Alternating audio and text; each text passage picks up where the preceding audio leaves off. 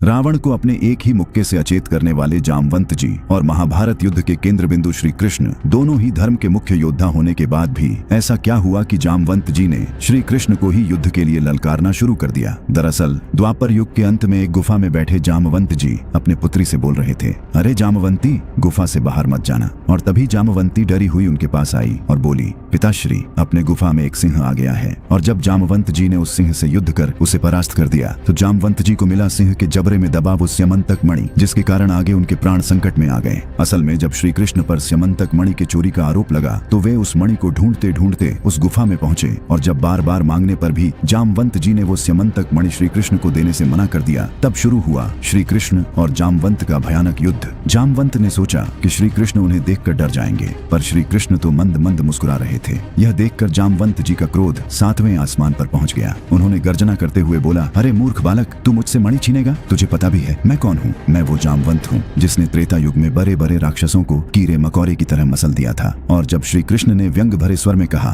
तुम जामवंत हो, क्या मजाक है? यह सुनते ही जामवंत जी ने क्रोधित होकर अपनी वज्र जैसी मुट्ठियों से श्री कृष्ण पर प्रहार कर दिया। इस पर जब श्री कृष्ण ने भी अपनी मुट्ठियों से जामवंत जी पर प्रहार किया तो जामवंत जी दूर जा गिरे। और फिर ये युद्ध ऐसा शुरू हुआ कि 1-2 दिन नहीं बल्कि ये युद्ध पूरे 28 दिनों तक बिना रुके चला। और जब अंत में जामवंत जी हार गए तब उन्होंने पूछा, ऐसा कैसे संभव है? मुझे मेरे प्रभु के अतिरिक्त कोई भी नहीं हरा सकता, पर तुम तो कृष्ण हो और श्री राम ने तो कहा था कि मैं वासुदेव बनकर आऊंगा। और जैसे ही श्री कृष्ण ने कहा कि वासुदेव भी वही है तो जामवंत त्राही त्राही करते श्री कृष्ण के चरणों में गिर गए। और फिर श्री कृष्ण ने जामवंत जी को श्री राम के दिव्य स्वरूप में दर्शन दिया। तत्पश्चात जामवंत जी ने अपनी पुत्री जामवंती का विवाह श्री कृष्ण से करा के स्वयं भगवान